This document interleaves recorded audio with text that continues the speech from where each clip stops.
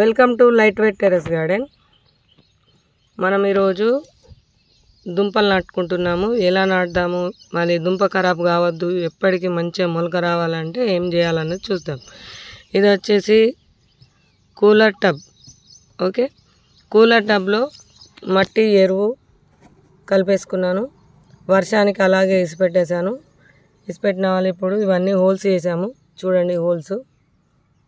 Okay, మరి ఈ టబ్కు ఎన్ని హోల్స్ వేసుకోవచ్చు, మరి దుంప ఎంత మంచిగా ఊరుతుంది అన్నది చెప్తాను.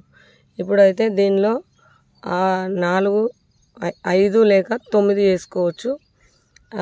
ఇప్పుడు చూడండి, ఇది ఒక హోలు. 1, 2, 3, 4, 5, 6, 7, 8, 9. చాలామంది దుంపలు కుళ్ళిపోతున్నాయి అంటారు.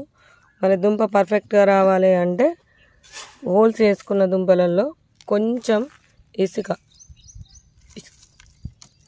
ఇట్లా వేసుకోవాలి, లైట్గా. చాలామంది దుంపలు ఎలా నాటుతున్నారు మీరు, అది కూడా ఒక్క వీడియో చేయరా అని అడుగుతున్నారు కదా. అందుకని ఇప్పుడు దుంపలు పెట్టుకునే సీజన్, పర్ఫెక్ట్ టైము, మొలకలు వచ్చినాయి అయితే ఈ టైంలో ఉంటాయి. ఓకే, ఇప్పుడు ఇంత ఉసుక పోసుకున్నాం కదా. అయితే ఆల్రెడీ మొలక వచ్చిన చామగడ్డలు మన దగ్గర ఉన్నాయి కదా. ఇక చూడండి, మొలకలు వస్తున్నాయి. అయితే ఇలా పెట్టేసుకోవాలి, ప్రతిదీ ఇలా పెట్టేసుకొని మళ్ళీ మట్టి అనేది కప్పేయాలి.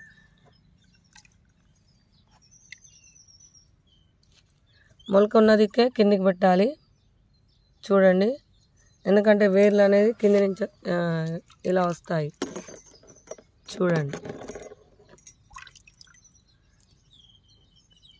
ఇప్పుడు మొలక వచ్చిందే, మంచి పర్ఫెక్ట్ సీజను.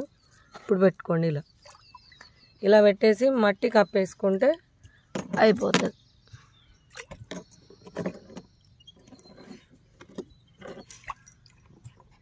చూడండి ఎంత బాగా నాటుకుంటాయి. ఇక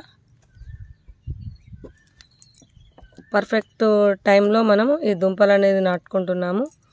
ఇప్పుడు మిగిలిన మట్టి అనేది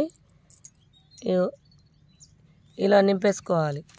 దీని పక్కన చల్లి స్ట్రైట్గా పెట్టి ఇట్లా నింపేస్తే మనకు మంచిగా తయారవుతుంది. చూసారు కదా, పర్ఫెక్ట్ దుంపలు. మళ్ళీ మనకు ఒక 10 days తర్వాత మంచి మొలకలతో వస్తుంది.